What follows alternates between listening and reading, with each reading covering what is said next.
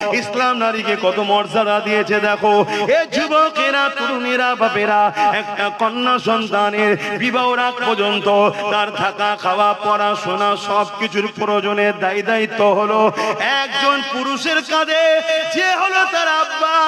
আর বিবাহের পরেতে তার থাকা, খাওয়া, জামা কাপড়, সুখ শান্তি সবকিছুর দায়িত্ব হলো একজন পুরুষের কাঁধে, যে হলো তার স্বামী। আর যখন তিনি বয়স্ক হয়ে যাবে, ওই মাটার দায়িত্ব থাকা, খাওয়া, জামা কাপড়, ওষুধপত্র সবকিছুর দায়িত্ব তার পুত্র সন্তানের। যদি বাচ্চা কন্যাটা কোনো কষ্ট পায়, বাপকে কিয়ামতের দিন ধরবে। স্ত্রী যদি কষ্ট পায়, স্বামীকে কিয়ামতের দিন ধরবে। মা যদি কষ্ট পায়, ছেলেকে কিয়ামতের দিন ধরবে।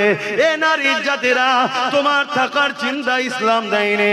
তোমার থাকার টেনশন নিতে হবে না, তোমার পরনার কাপড়ের টেনশন নিতে হবে না, তোমার খাওয়া দাওয়ার টেনশন নিতে হবে না, তোমার হাত খরচ, তোমার জামা কাপড়, তোমার সুখ শান্তি টেনশন, নিরাপত্তার টেনশন তোমায় নিতে হবে না। আমি তোমার স্রষ্টা, তোমাকে আমি বড় নিয়ামত করে বানিয়েছি। একটা হলো রাস্তার পাথর, আর একটা পাথর হলো হিরে পাথর। রাস্তার পাথর গুলো পুরুষকে বানিয়েছি, আর হিরে নারী তোমাকে আমি বানিয়েছি।